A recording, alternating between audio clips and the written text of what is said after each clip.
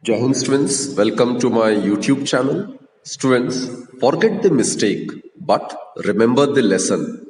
So, whatever the underlying factors were for that error, consider those to be the lessons to take with you. So, you can avoid making that mistake again. So, the lesson to be learned is that let your mistakes serve as a reminder of the lesson. With that positive note, students, let's begin today's session. Today we are going to start mechanical properties of fluids. That is, we'll be discussing the topics under fluid dynamics, right? Now, fluid dynamics, which is also called hydrodynamics, is actually the subject of fluid mechanics, which studies the motion of fluids, that is, liquids as well as gases.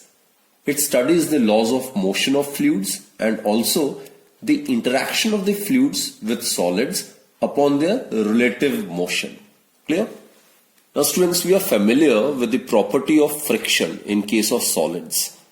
To show that this property is also exhibited by liquids and gases, let us consider this following example.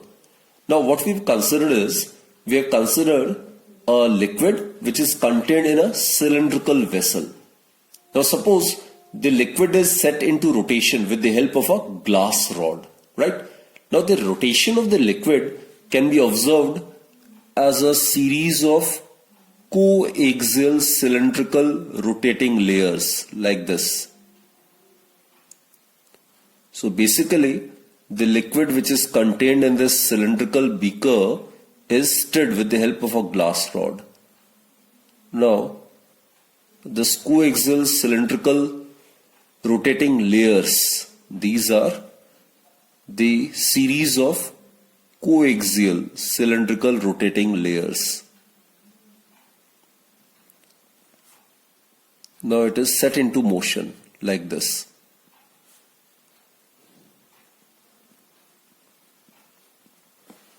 Right? Now students, the rotation of the liquid can be observed, as I've stated, as a series of these coaxial cylindrical rotating layers which I have drawn over here, right? Now it will be seen that the innermost layer has maximum speed. This is the innermost layer. It will have maximum speed, while the speed of the successive layers goes on decreasing as we approach the walls of the cylindrical vessel. Now, at the walls of the cylindrical vessel, the liquid molecule is almost at rest. So again I repeat students, the innermost cylindrical layer has the maximum speed and the speed of the successive layer goes on decreasing as we approach the walls of the cylinder.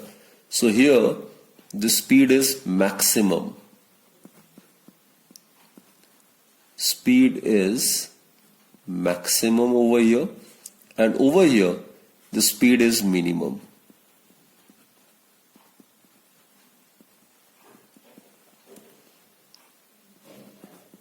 So here speed is minimum. Clear? So as we approach the walls of the cylindrical vessel, the speed of the successive layers goes on decreasing. Clear? So therefore, this is the maximum speed and this is the minimum speed of the layer. So the speed is continuously decreasing as we move towards the walls of the cylindrical beaker. Thus, a relative motion between the different layers of the fluid is established. Now, basically what happens is, when the stirring of the liquid is stopped, then obviously after some time we will notice that the liquid will come to rest, isn't it?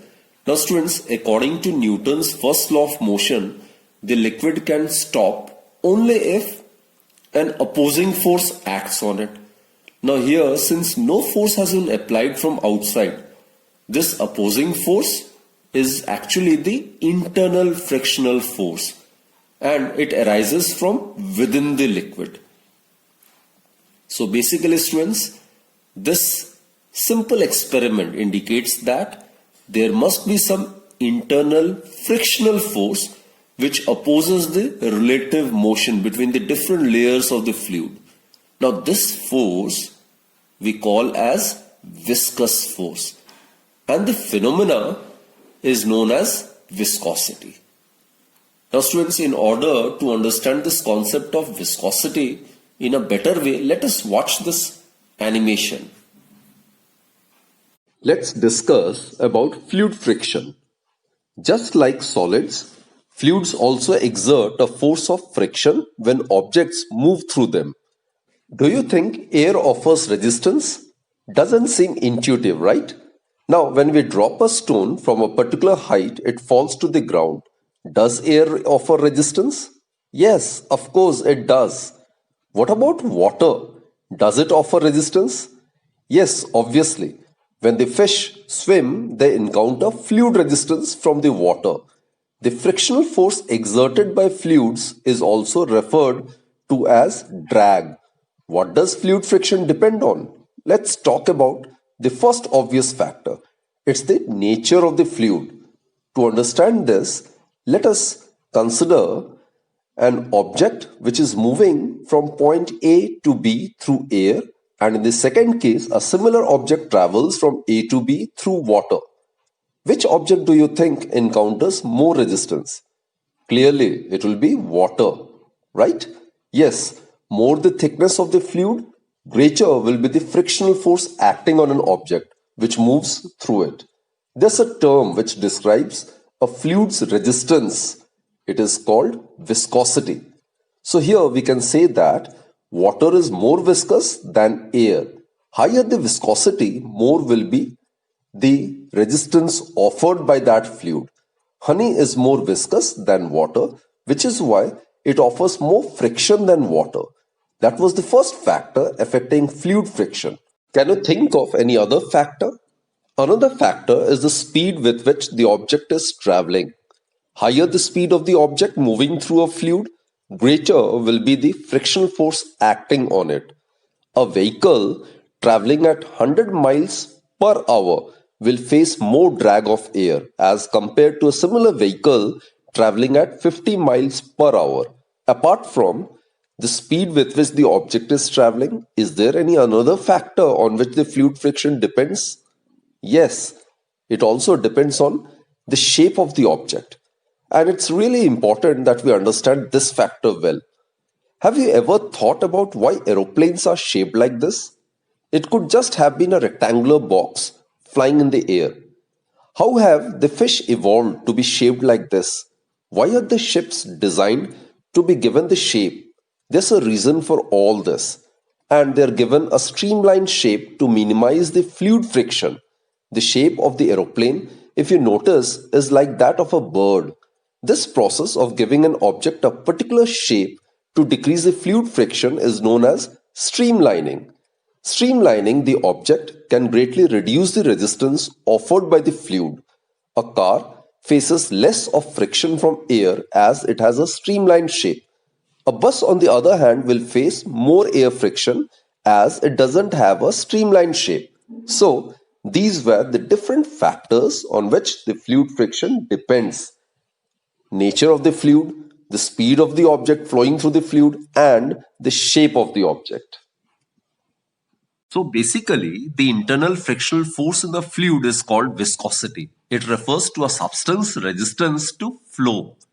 So therefore, a substance having low viscosity, it offers little resistance to flow and it flows easily as well as quickly. While substance having high viscosity, it strongly resists flow and it flows very slowly.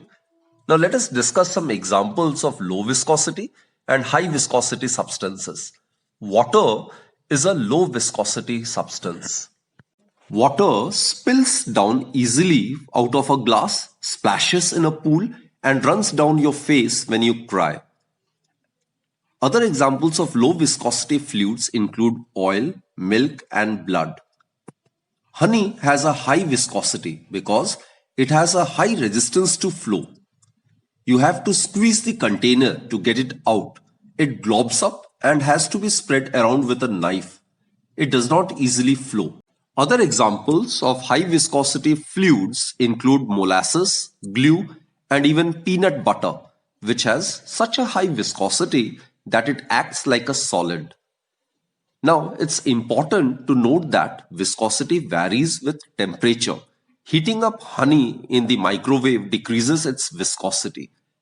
So students, what we have discussed in the animation is that the internal frictional force in a fluid, either liquid or gas, is known as viscosity. So actually, it is the property of a fluid by virtue of which a retarding force or a retarding viscous drag comes into existence whenever there exists a relative motion between its different layers. Now students, let us discuss the cause of viscosity. Now if you imagine two neighboring liquid layers A and B, and suppose A layer is faster than layer B, then what happens is layer B, which is slower, will tend to retard the motion of layer A. On the other hand, layer A, which is faster, it would try to accelerate layer B. Now due to these two different tendencies, what happens is a backward tangential force is set up. And this force, it tends to destroy the relative motion between the two layers. And this accounts for the viscous behavior of both liquids as well as gases. Right? Now students, let us discuss the coefficient of viscosity of a fluid. For this, again, let us consider a liquid to be flowing steadily over a solid horizontal surface. Right? And the layer of the liquid in contact with the solid surface is at rest. This layer will be at rest, which is in contact with the solid horizontal surface. This is at rest. Now, this layer is known as the fixed layer. Now, the velocities of the other layers will increase uniformly, as I am showing it with the help of the diagram. It will increase uniformly like this. The length of the arrow, it indicates the magnitude of the velocity of the layer under consideration, right? So basically, the velocities of the other layers increases uniformly with the increase in the distance from the fixed layer. This is the fixed layer. As the distance of the layer from this fixed layer increases, its velocity will also keep on increasing, right? So what we do is consider any two liquid layers. Suppose this is A, and let us consider this to be the liquid layer B, right? Suppose they are at distances of layer B is at distance of x from the fixed layer, while layer A is at a distance of x plus dx from the fixed layer. So this separation between these two is dx. Now layer A being at a greater distance from the fixed layer will possess larger velocity as compared to layer B. So if you consider the velocity of layer B to be represented by small v, then the velocity of the layer A would be represented by v plus dv. So the difference in the velocity of these two layers, which are separated by a distance dx, is dv, right? And students, this dv by dx, it is known as velocity gradient. So here the velocity gradient is given by dv by dx. dv is the difference in the velocity of these two layers under consideration, and dx is the distance between them. Actually, the variation of physical quantity with respect to the distance from a fixed point, that is known as the gradient of that physical quantity. Clear, students? Now, it is found that the viscous force, which obviously will act tangentially on a layer of the liquid and in the opposite direction, right? So this is the viscous force which will obviously act tangentially. This is known as the viscous drag or the viscous force. It will act tangentially, that is parallel to the surface, and in a direction so as to oppose the motion of the fluid layer, right? So it is found that this viscous force, the viscous force is found to be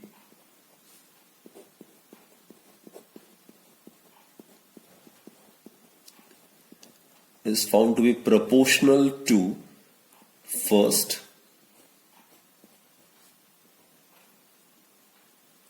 the area of the layer. Suppose A be the area of the layer, right? A be the area of these two layers in contact. So, greater the area, more is the viscous force offered by the fluid.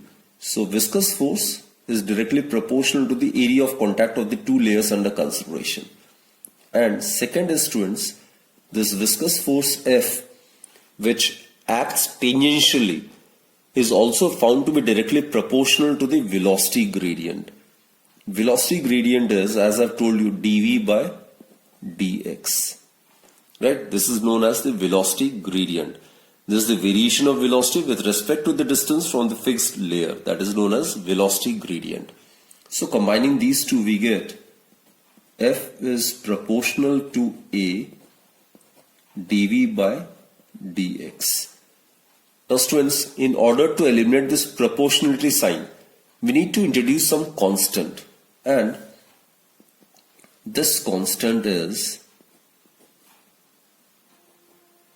neta, represented by long n, A dV by dx with negative sign.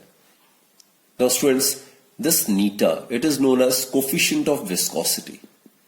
Here, this long n, it is known as neta. It is the coefficient of viscosity of the fluid.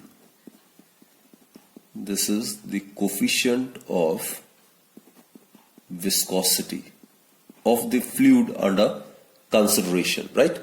It obviously depends upon the nature of the liquid or nature of the gas.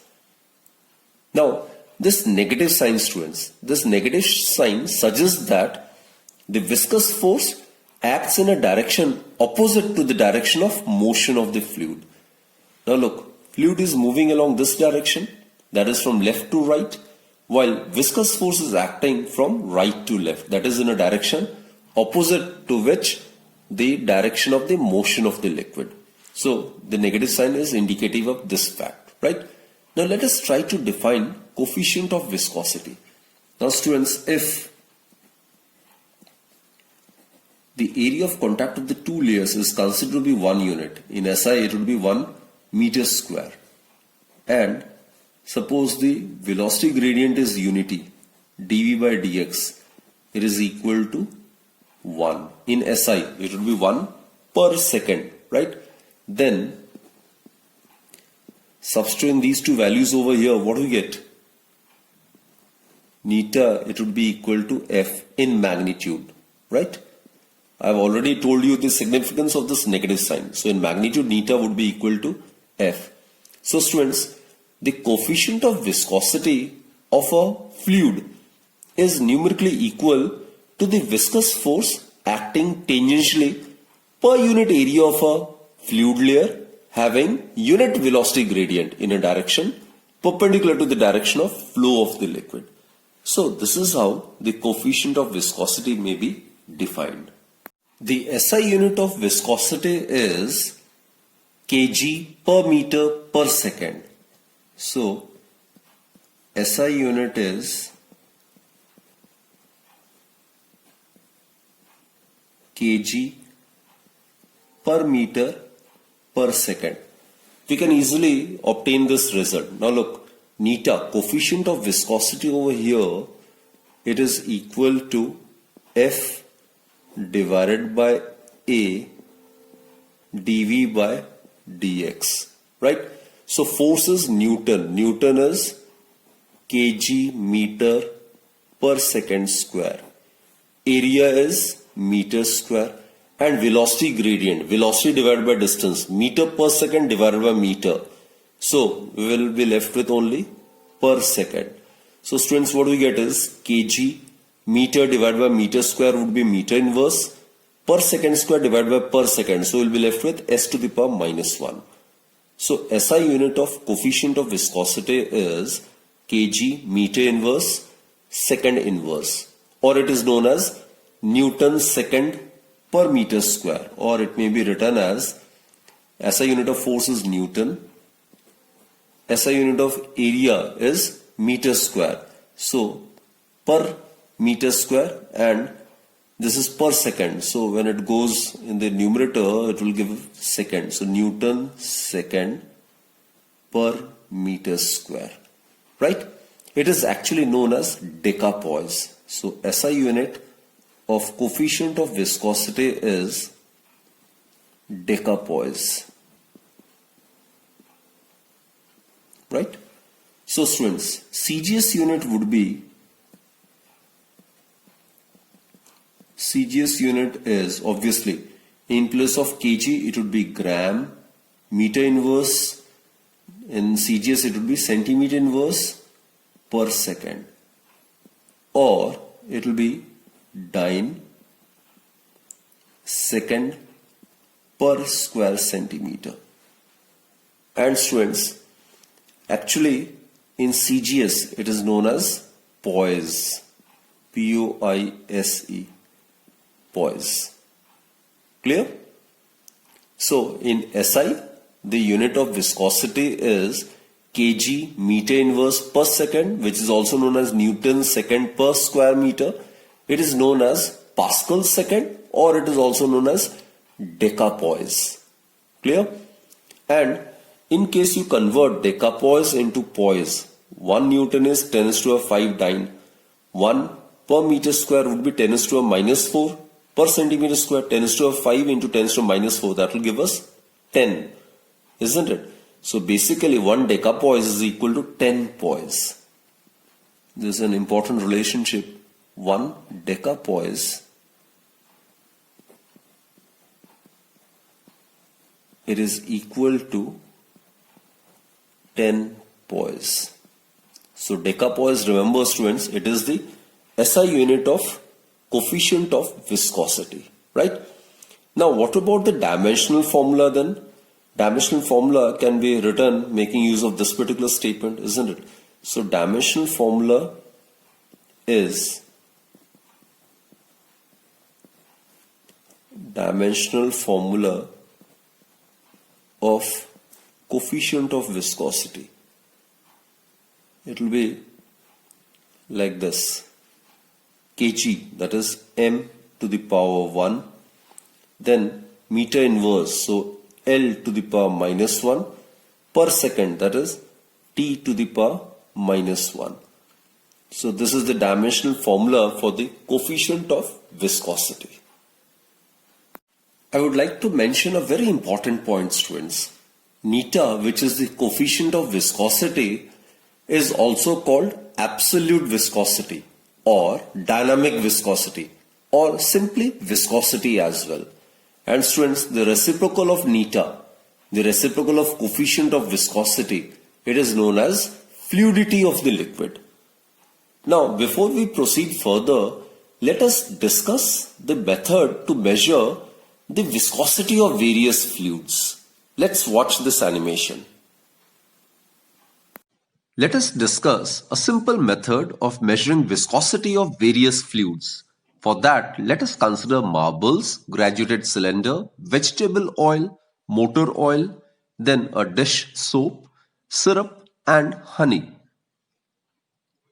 Engineers often work with different types of fluids. Therefore, they need to be familiar with the properties that the fluids possess. One of these is viscosity.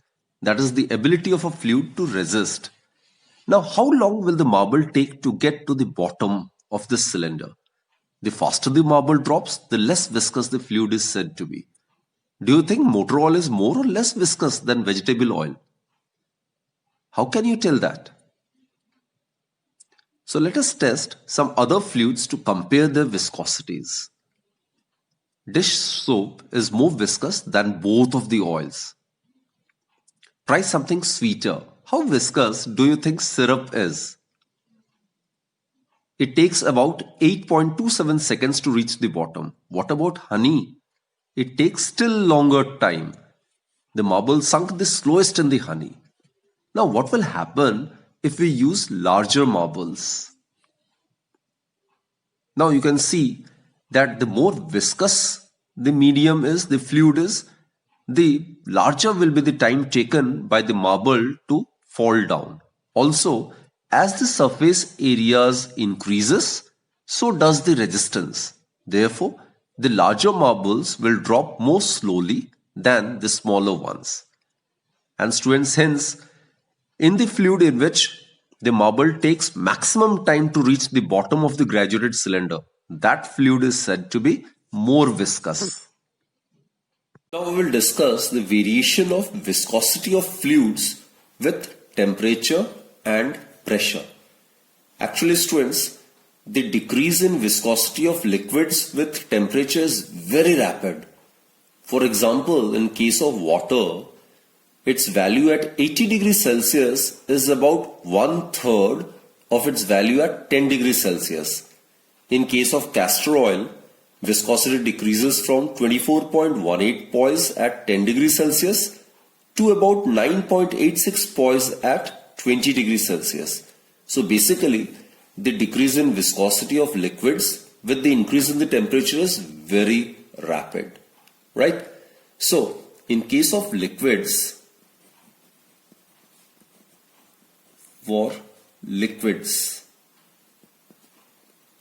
basically the viscosity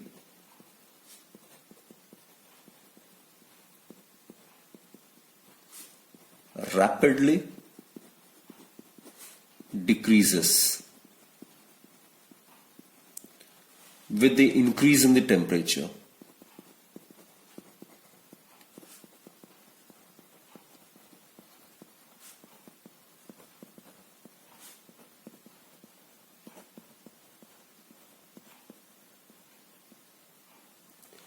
But students, there is no correct relationship between the viscosity of the liquid and its temperature, right? While on the other hand, for gases, unlike liquids, the viscosity of all the gases, it increases with an increase in the temperature. So, for gases, the viscosity actually increases with an increase in the temperature.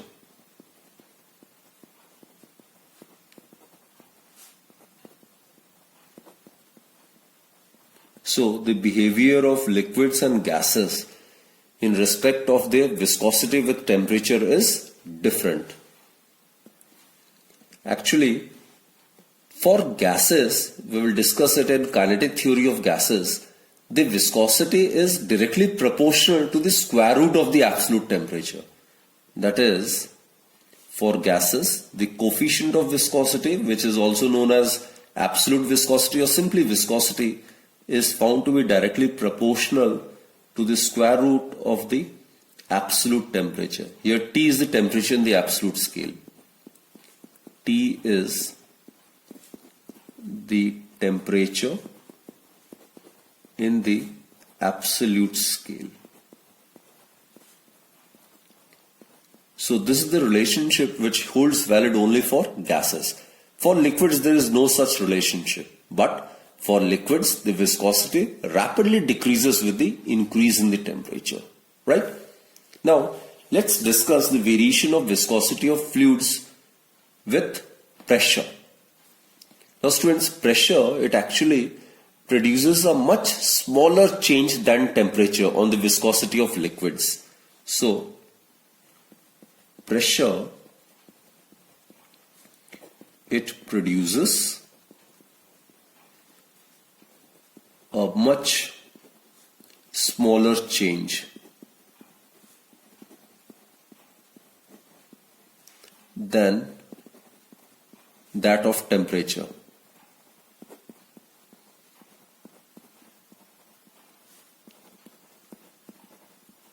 On the viscosity of liquids.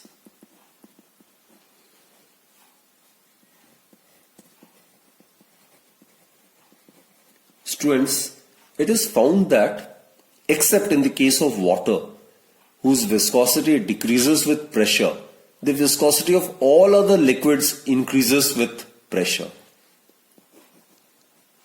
For water, the viscosity decreases with the pressure. Viscosity of water is found to decrease with pressure. While for all the other liquids,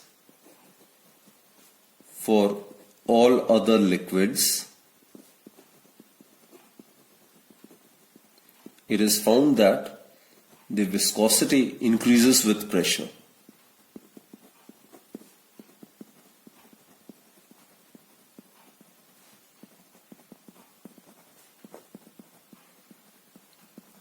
And students, it is to be noted that the viscosity of a gas, it's totally independent of pressure. So for gas, the viscosity is independent of pressure. It is independent of pressure.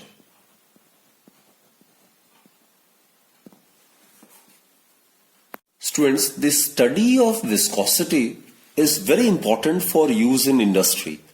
Now, in order to prevent machineries from running slow and to reduce their wear and tear, friction between their moving parts in contact should be made minimum. It should be minimized.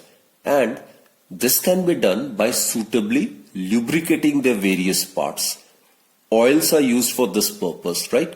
And such oils should possess suitable coefficient of viscosity so that neither they are squeezed out easily on account of low viscosity, nor do they oppose the motion of various parts on account of high viscosity. So modern lubricants are basically a mixture of mineral and vegetable oils. Now students, we will discuss the flow of a liquid through a pipe, and accordingly we will try to derive Poiseuille's equation by dimensional analysis, right?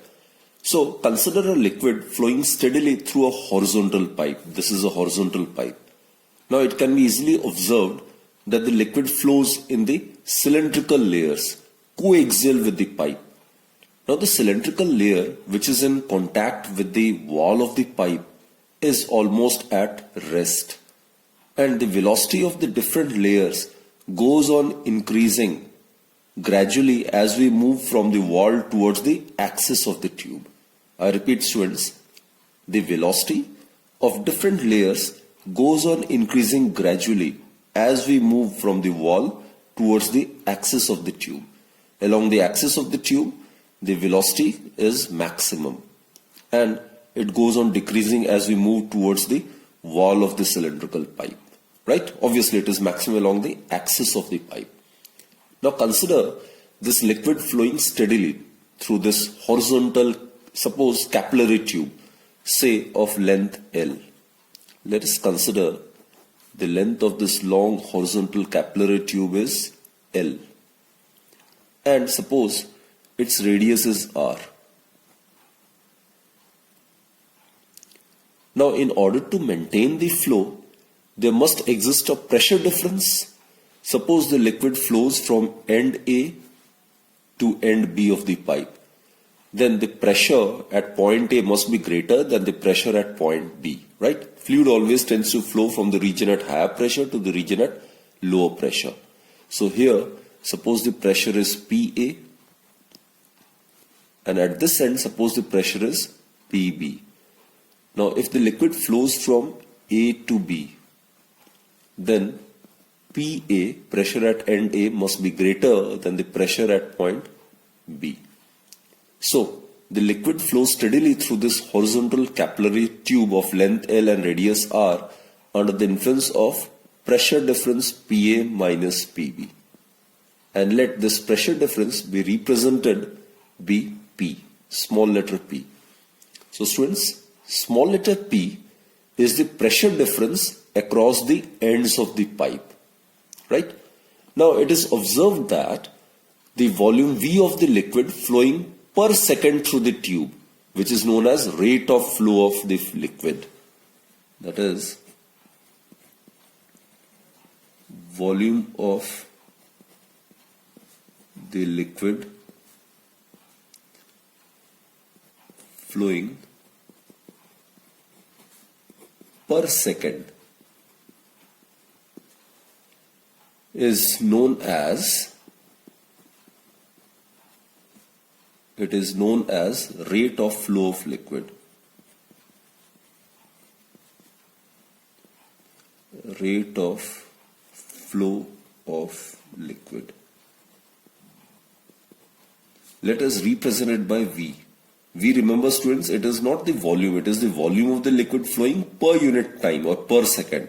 It is actually the rate of flow of liquid. So it is volume of the liquid flowing per unit time, right? Volume of the liquid flowing per unit time.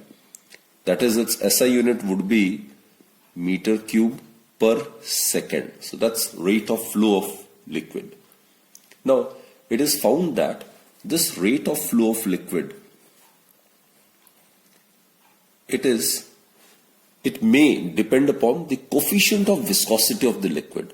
The liquid which flows through this pipe, suppose it has got the coefficient of viscosity of neta. So V is proportional to neta. How it depends, we will discuss it using dimensional analysis. Second, it is also found to depend upon the radius of the tube. So, rate of flow of fluid is directly proportional to the radius. How it depends, we don't know. So, suppose it is represented by R, V is proportional to R to the power B. And third is, students, the rate of flow of liquid, that is the volume of the liquid flowing per unit time, may depend upon the pressure gradient. Now the pressure gradient is the pressure difference per unit time, right? So it may depend upon the pressure gradient, P by L. This is the pressure difference across the ends of the pipe divided by the length of the pipe. So this can be considered to be a single term. It is known as pressure gradient. Suppose it depends with the pressure gradient as P by L to the power C. Here, P by L is the pressure gradient.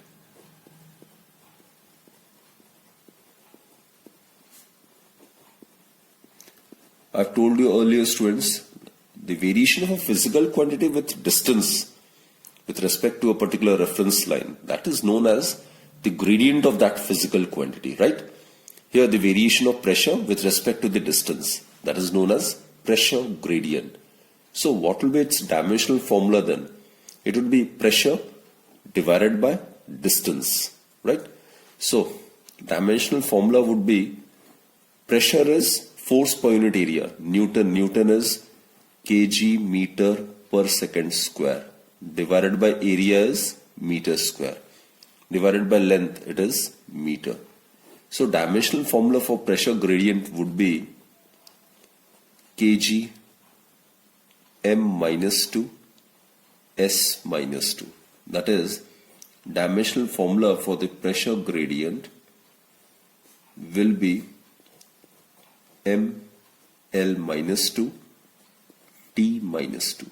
This will be the dimensional formula for the pressure gradient, right? Now students, let's combine all these three factors. What we get is the rate of flow of liquid would be proportional to, and in order to eliminate this proportional sign, we need to introduce some constant. So it can be written as equal to K. K is some constant of proportionality, and neta, coefficient of viscosity to the power A, R, radius to the power B, and potential gradient P by L, pressure divided by length of the tube, that is potential gradient to the power C. Now here K is a dimensionless constant of proportionality, right? Now, writing the dimensions on either side, we get this is the rate of flow of liquid. Its unit is meter cube per second. So it will have dimensions of m0, L3, T minus 1. It is equal to coefficient of viscosity. As discussed earlier, it has got the dimensions of m, L minus 1, T minus 1 to the power A. Radius, it is L to the power B. And pressure gradient, just now we have discussed, it is m, L minus 2, T minus 2 to the power C. Right? So let's rearrange the terms. M to the power 0, L3, T to the power minus 1. It will be equal to M, over here it's A plus C. L to the power minus A plus B minus twice C. And T to the power minus A minus twice C. Now students, equating the powers of M, L and T on both the sides, what we get is A plus C, it is equal to 0, right? Then minus A plus B minus 2C, it is equal to 3. And minus A minus twice C, minus A minus twice it is equal to minus 1. Now students, let's solve it. Over here A is equal to minus C. So if you substitute this value over here, A as minus C, what we get is A is equal to minus C. So minus minus it will give us plus C, minus 2C is equal to minus 1. That is minus C is equal to minus 1, or C is equal to 1, right? Now substitute this value of C over here. So we get A is equal to minus 1. Put this as second. Now substitute this value of A and C over here and we can easily get the value of B. So here we get minus 1 plus B minus twice C is 1 is equal to 3. That is 1 plus B minus 2 is equal to 3, which implies that B is equal to, it will be equal to 4. So we have obtained the value of A, B as well as C. Now therefore, if you substitute this as equation 1, substitute the value of A, B and C from 1, 2 and 3 in equation A. What we get is, from A, we get the rate of flow of liquid through a pipe, it's equal to K neta. The value of A is found to be minus 1. R, the value of B is found to be 4. And potential gradient, that is pressure per unit length, its power C, it is found to be 1. Or V, it can be written as V, again I am telling you students, it is the rate of flow of the liquid, volume of the liquid flowing per second. It will be equal to K PR4 divided by neta L, right? Now mathematical investigation shows that the value of K is equal to pi by 8. Now we have discussed in the chapter of dimensional analysis that the value of K cannot be determined using dimensional analysis. It is one of the limitations of dimensional analysis. The value of K determined experimentally is, and mathematically is, pi by 8. So the formula for the rate of flow of the liquid through the horizontal capillary pipe, it becomes pi by 8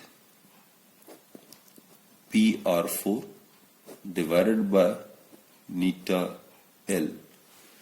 So students, this is Poiseuille's equation, and this equation holds good under the following conditions.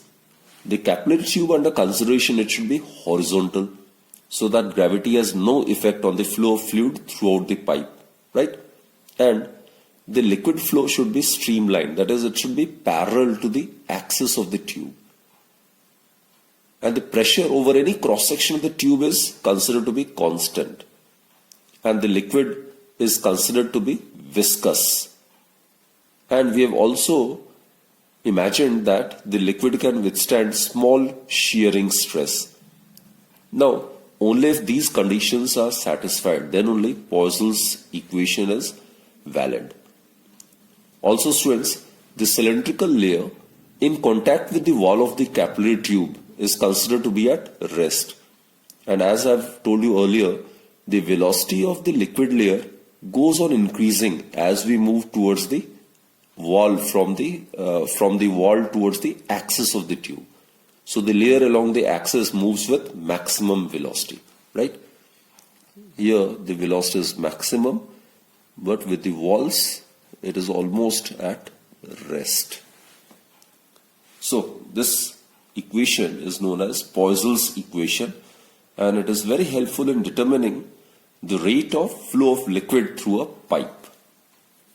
Students, one more thing, the conditions which we have discussed for the Poiseuille's equation to hold good, it can be nearly realized in actual practice if the capillary tube is of fine bore. Fine bore means it's of narrow cross-sectional area, means radius is very, very small. And if you consider the liquid to be flowing with very small velocity, then all the conditions which are required for the validity of Poiseuille's equation can be nearly realized in actual practice, right? So students, that's it for this particular session. Hope you have understood all the concepts which has been taught to you. So keep watching my videos. I'll come up with some new topics in the next video. And till then, do take very good care of yourself and keep watching my videos. Thank you.